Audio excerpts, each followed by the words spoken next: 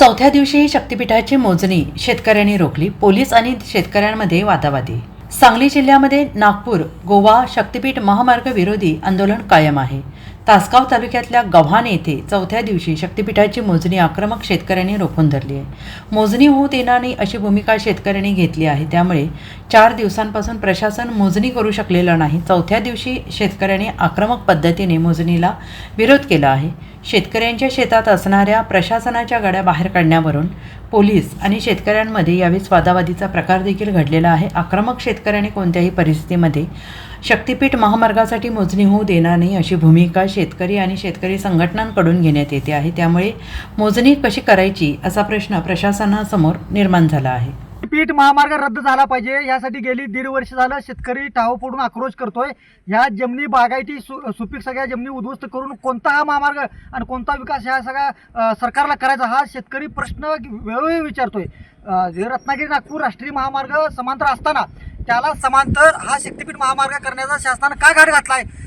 बाधित 12 जिल्ह्यातील सगळे शेतकरी एकवटलेत, रस्त्यावरती आलेत, रोज आंदोलन करतायत, रोज सांगतायत की आमची जमीन द्यायची नाही. आता 1 दिवस सांगितलं, 2 दिवस सांगितलं, 4 दिवस सांगितलं, 15 दिवस त्या गावामध्ये जाऊन शेतकऱ्यांच्यावरती दडपण आणून दडपशाही करून मोजणीचं काम घाट घातला जातोय. हे कशासाठी केले जाते? लिखित देऊन सुद्धा आमच्या जमिनीत येणार नाही हे सांगितलेलं, मराठीत सांगितलेलं असताना महसूलला का कळत नसेल?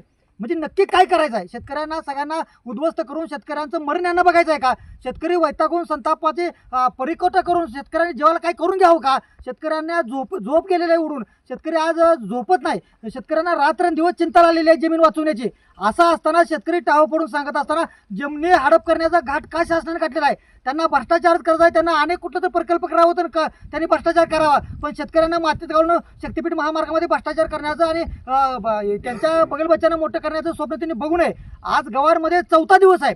पहिल्या दिवशी तहसीलदार साहेब आल्यानंतर त्यांना आम्ही लिखित सगळ्या शेतकऱ्यांनी सह्या करून आमची जमीन शक्तिपीठ महामार्गाला देणार नाही अशा संबंधीचं पत्र दिलेलं असताना दुसऱ्या तिसऱ्या आणि आज 4थ्या दिवशी येण्याचं कारण काय?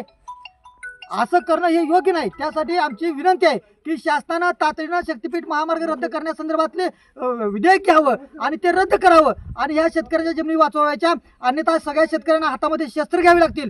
शेतकऱ्यांचा संयम सुटत आलेला आहे. त्यामुळे माझी विनंती आहे की कोणत्याही पद्धतीमध्ये शेतकऱ्यांचे ह्या जमिनी वाचवून शक्तिपीठ महामार्ग रद्द करावा. या ठिकाणी गव्हाण येथे शक्तिपीठ बाधित शेतकऱ्याच्या रानामध्ये या ठिकाणी सरकारच्या वतीनं 4 दिवस झालं, 4 दिवसापूर्वी नोटीस दिल्या. त्याच दिवशी मोजणी करायसाठी पोलीस अधिकारी, वन विभागाचे असतील, मोजणी अधिकारी, तहसीलदार, प्रांत आणि तलाठी साहेब सर्वच या ठिकाणी अधिकारी येऊन मोजणी करत होते. शेतकऱ्यांनी तीव्र विरोध केला. तरीसुद्धा दुसऱ्या दिवशी, तिसऱ्या दिवशी, 4थ्या दिवशी हे शेतकऱ्याचा अंत पाहत आहेत. खरं तर एवढा अंत पाहू नका. या ठिकाणी सरकारला मीडियाच्या माध्यमातून विनंती आहे, सरकारचा विरोध असताना हा शक्तिपीठ महामार्गाचं भूत आमच्या शेतकऱ्यावरती लादू नका आणि हा शेतकऱ्याला उद्ध्वस्त करणारा मुख्यमंत्र्यांच्या स्वप्नातला शक्तिपीठ महामार्ग ताबडतोब रद्द करावा. Bureau report SBN Marathi Sangli.